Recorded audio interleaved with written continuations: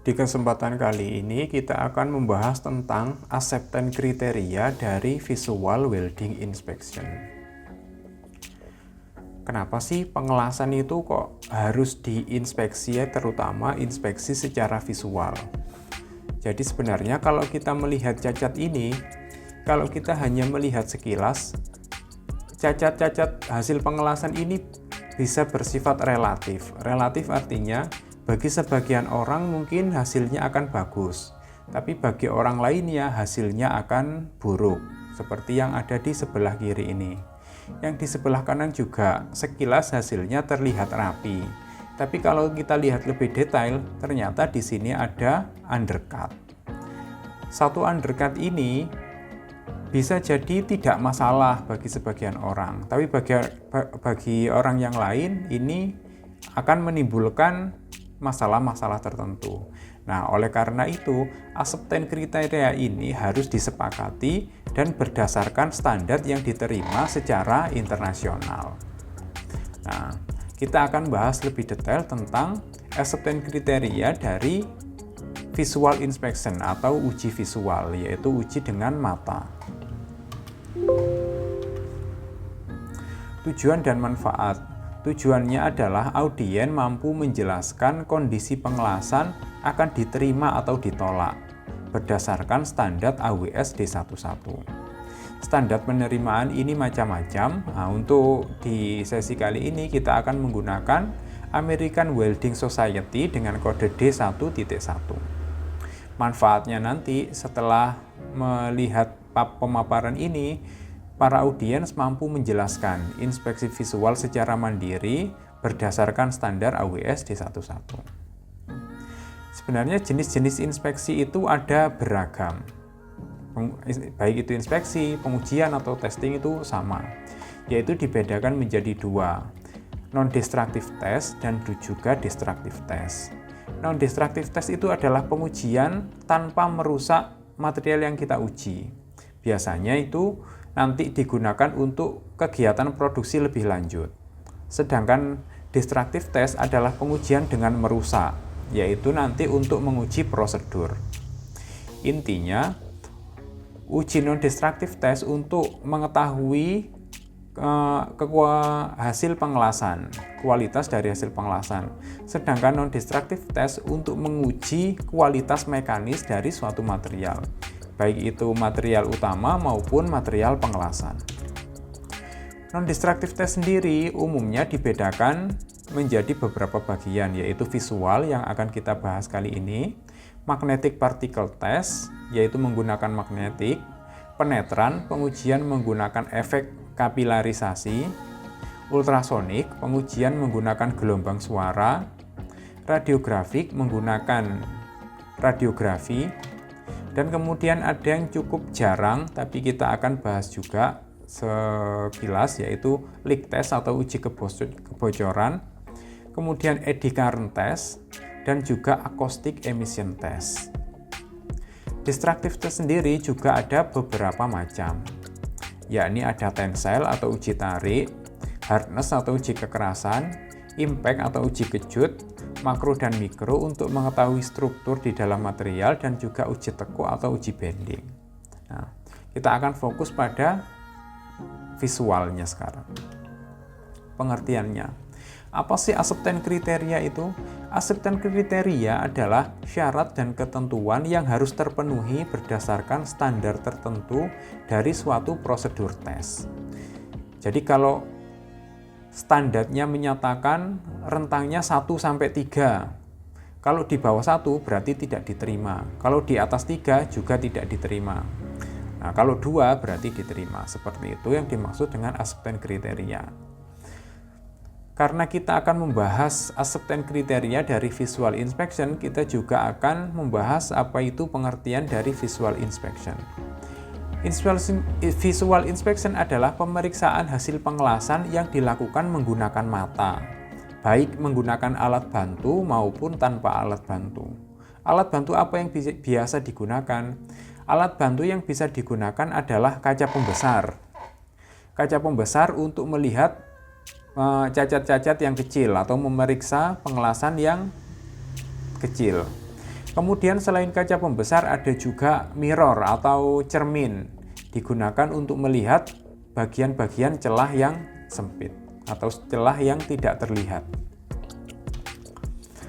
Nah, syarat penerimaan berdasarkan AWS D11 ini ada 5 poin. Nanti kita akan terjemahkan dan juga kita akan maknakan satu persatu. Yang pertama adalah the weld should be free of crack. Yang kedua, all crater should be filled to the full cross section of the weld. Yang ketiga, the face of the weld should be flush with the surface of the base metal and the weld should merge smoothly with the base metal. Undercut should not exceed 1/32 in atau 1 mm. Weld reinforcement atau kelebihan las tidak boleh melebihi 3 mm. Shall not exceed 1/8 in atau 3 mm.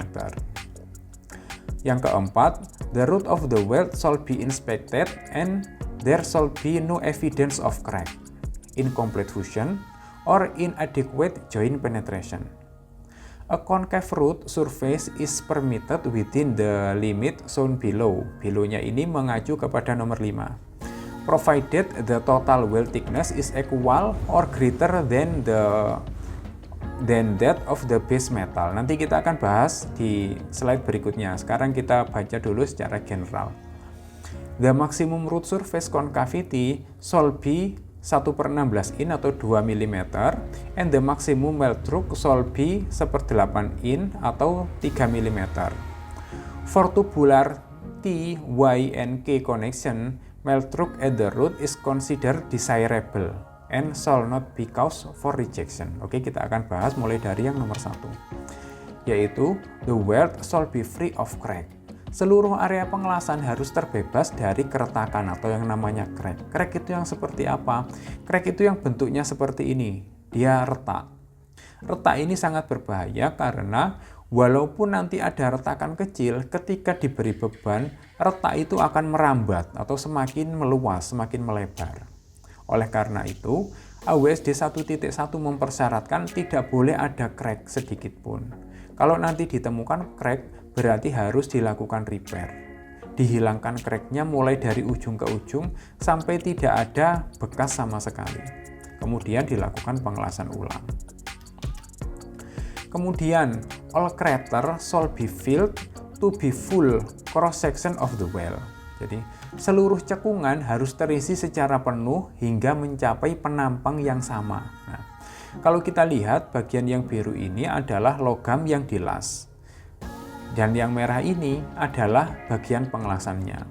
Di sini maksudnya all crater shall be filled. Jadi seluruh cekungan ini harus terisi, tidak boleh ada cekungan. Hingga mencapai penampang yang sama. Jadi minimalnya harus sama dengan penampang dengan base material. Untuk amannya, kita berikan reinforcement seperti yang gambar warna oranye seperti ini. Nah, tapi reinforcement ini juga ada batas maksimalnya, tidak boleh terlalu tinggi. Berapa batas maksimalnya? Nanti ada di item setelah ini. Di sini kita clearkan dulu bahwa tidak boleh ada cekungan pada saat pengelasan, dalam proses pengelasannya. Kalau ada cekungan ini, namanya kategori cacatnya underfill atau kurang las. Kemudian yang ketiga, the face of the weld shall be flush with the surface of the base metal. Jadi permukaannya harus rata dan halus. And the weld shall merge smoothly with the base metal. Jadi sambungannya ini harus mulus, tidak boleh ada takian. Tidak boleh ada takian dan tidak boleh ada cekungan sedikit pun atau undercut. Undercut shall not exceed 1 mm.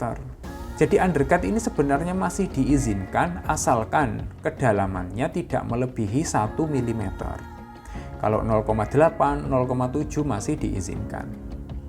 Kalimat yang terakhir, weld reinforcement shall not exceed 3 mm. Kelebihan lasnya tidak boleh melebihi 3 mm. Jadi kita boleh memberi lebihan ini, tapi ketinggiannya tidak boleh lebih dari 3 mm. 1 mili boleh, 2 mili boleh. Seperti itu, arti dan maknanya. Kemudian yang keempat, the root of the weld shall be inspected. Bagian root dari pengelasan, root ini adalah yang bagian bawah ini. Reinforcement itu ada dua, yaitu root dan juga face atau capping. Kalau face atau capping ini yang atas, kalau root ini yang bagian bawah. Bagian root harus diperiksa atau shall be inspected, harus diperiksa bagaimana kondisinya. And there shall be no evidence of crack, harus dibuktikan bahwa tidak ditemukan adanya crack. Incomplete fusion, tidak nyambung, kurang fusi, atau inadequate joint penetration. A concave root surface is permitted with the limit so below. Nah, below-nya ini nanti mengacu ke nomor 5. Root yang cekung itu masih diperbolehkan, asalkan ketentuannya nanti ada di nomor 5. Provided the total weld thickness is equal or greater than that of the base metal. Jadi kalau nantinya root ini cekung, itu masih boleh, asalkan ketebalan dari material ini minimal sama dengan base material atau lebih. Bisa dipahami ya. Cekungan ini diizinkan asalkan nanti gabungan dari seluruh weld material ini bisa melebihi dari ketebalan material utama yang dilas. Nah, the maximum root surface concavity shall be 2 mm. Nilai kecekungan dari root maksimal 2 mm. Kalau ternyata lebih dari 2 mm, maka harus di-repair atau dilas ulang. Root concavity ini adalah kecekungan.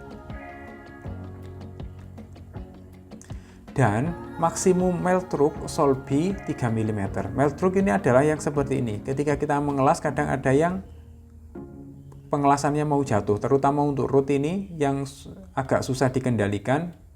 Ini masih diizinkan, asalkan tidak lebih dari 3 mm ini munculnya, jatuhnya.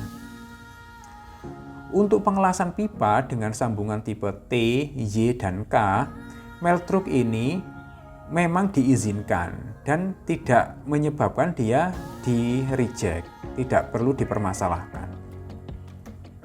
Oke, demikian pembahasan kita tentang acceptance kriteria visual welding berdasarkan standar AWS D1.1.